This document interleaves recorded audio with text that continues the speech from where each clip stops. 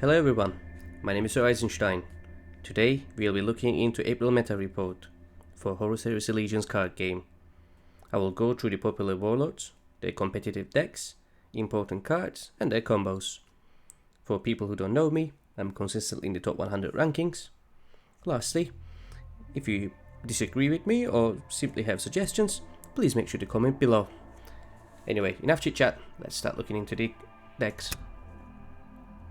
I will try to go with the win rates, and the highest for both high Terra and the low Terra was the Canis Vertex. I also apologize if I were to butcher any names, as some of them are quite hard. In my opinion, there is pretty much only one way playing Canis, and that's with the Desperate Defense card. You will need both of them preferably, as this will be the backbone of your combo. For people who don't know what this does, it pulls 2 random troops from your deck and gives them front line. And the idea behind playing with this is you try to put expensive troops. So as you can see from the deck list, majority of the troops will be quite expensive. Cheapest one will be being the Helios Motor Carriers at 6 energy. In the starting hand, you will likely want to have the Asteroid Bells on your hands, as you will gain energy trying to get going to the Desperate Defense faster. Other than that, the Desolated Ground is also a very good card, trying to keep your opponent behind, as you are quite vulnerable in the early stages. One thing I notice people doing wrong with the Canis, especially in the low Terra, is they use hands and the shoulders of Canis to attack opponent quite early on. They should be used for removal only rather than trying to deal damage, as if you don't remove the enemy troops you will be quite vulnerable, and your whole aim is surviving early game, get to the late tier, and then use your desperate defenses, use your shoulders and the hands to soak up the damage, and then pretty much win the game. And for the stats, for low Terra it was 62%, and for high Terra 64% win rate. Although not the most popular Warlord, it is actually one of the strongest. Following up will be the file. That is my file. Here we go. For file, for low Terra it was only 53% win rate, and for high Terra 55%. Now there's, in my opinion, 2 different ways of playing file. One will be your standard troop base, a bit more aggro, a bit more early game. And second one, more popular, more stronger in my opinion, will be the Desperate Defense, similar to the Canis we just looked into. So for the standard troop one, it will be something similar to this. You will have fairly low energy troops. Asteroid Belts are quite important. One combo to look for is your Time Melter Bombs. They are 4 energy, and with your Warlord ability 6 plus their ability 1, for 7 energy you get to deal 4 damage to all enemies, which is quite strong combo. And for the Desperate Defense variant, here we go. So very similar to the Canis in terms of the card build. You want to get the Asteroid Bells early on in your hand, and do you remember file starts with 3 energy. Starts with 1 energy bar, so you will be able to play Asteroid Bells straight up and do utilize its active ability as well. Following up, it was Perturabo at 56% win rate for the low Terra and 54% win rate for the high Terra. It's a fairly fast Warlord, and if I could find it, here we go, Perturabo here. So for Perturabo, you're trying to burn cards early on. The drilling sides are quite important, as you rely on your siege ability to deal damage. For other cards that could be considered, there's a 2 energy card. Where is it? This one. If you want to go even faster and play a bit safer, especially against your Karn or the Angron, this will be a quite good card. I personally use the Bitter Ant for the card draw as well, as I find drawing cards quite important for the Perturabo, because you burn through them quite fast with this deck. as you can notice. Wrack and Ruin is also a very good card. You can have 2 of them. They're extremely strong against Canis, and majority of the popular decks will employ a high energy cost vehicle, so you will pretty much one-shot the vehicles with this card, and for 5 energy it's quite cheap. One thing to consider when playing Perturabo is the Contrador. Try to make sure you use it as a finisher rather than just spamming at the 5 energy, as it creates a copy in your opponent's deck and you don't want to get hit by 5 energy 7 damage from your opponent.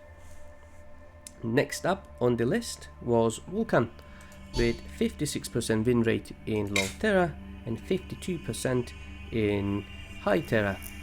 So Vulkan can be played, again, 2 different variants. You can go standard troops, or the more popular again will be Desperate Defense, and you will be picking up a trend here.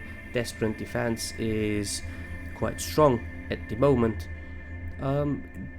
For the troops, for pretty much all the Desperate Defense decks, you can change them. You can put your favorite high energy troops. One thing to consider is putting the vehicles. Reason behind it, you can pull them cheaper with the supply line, and then you can also use your Forbidden Protocols to boost and give them strong buffs to dominate early to mid game. Other than that, the hammer, the Dracula, is quite strong, but I wouldn't recommend the second 9 energy hammer, as it slows your curve quite a bit. Next up will be Horus at 53% on low Terra and 54% on high Terra. Now this is a very unpopular warlord, especially on the low Terra, and I believe reason behind it is it's not as fast as the other troops such as Perturabo, and it cannot deal with the Desperate Defense on late game either. The variant I'm using is, rather than your standard burn deck, is going a bit more heavier with the Chaos troops that buff themselves. It seems to be working quite well, especially on mid to low Terra, but on high Terra this will start struggling a little bit. Next up on the list was the Nighthouses. Now I will not try to name these guys, as their names are utterly ridiculous in my opinion. Funny enough, the Nighthouse guys, they had 60% win rate on high Terra, but they were not existent on the low Terra rankings in terms of popularity or win rate, which pulls to their skill cap problems. They do require a bit of a focus, but when played well they could be quite strong. If you don't have the exact cards, this is a fairly cheap deck. You can supplement a couple of the other cards. For example, Corrupt Usurpation, the 6 energy legendary. Most people don't even use it, they find it quite weak. I just have it there as just in case. Resource, you don't have to have it. For example, the most important legendary to have will be your Archmagos. Ambassador Melgator is quite useful as well to removing any early threats. And with the 1 energy card, you could do quite a bit of damage early on or late game. You can use it with your Graviton Cannon to do a 20 damage combo, or if you had the Flame Cannons and your Battle Cannons, that could be also used in that way as well, just to give you an edge in the early to mid game. Next up, another one that was missing on low Terra but quite popular on high Terra, Ahriman.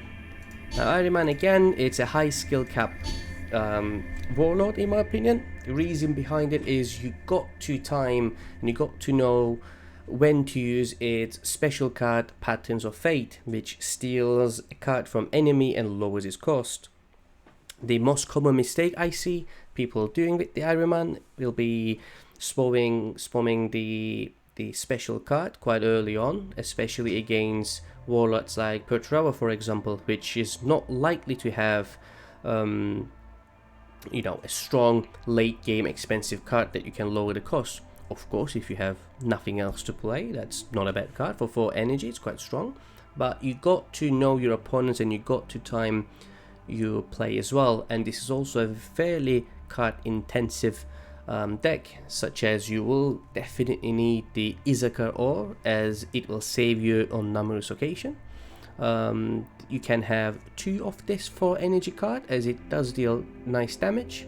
For some reason I only have 1 in this deck. And also the pen to dash is quite nice to have, as it can constantly heal you, keeping you in the game while you're stealing their cards.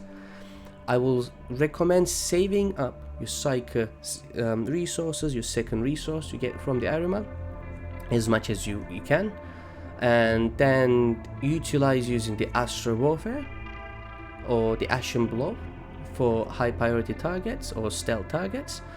And if you have extra left, try to prioritize keeping your troops alive, such as your Doombringers or your Helios Mortal Carriers, which can do a significant amount of damage if left untouched for a number of turns.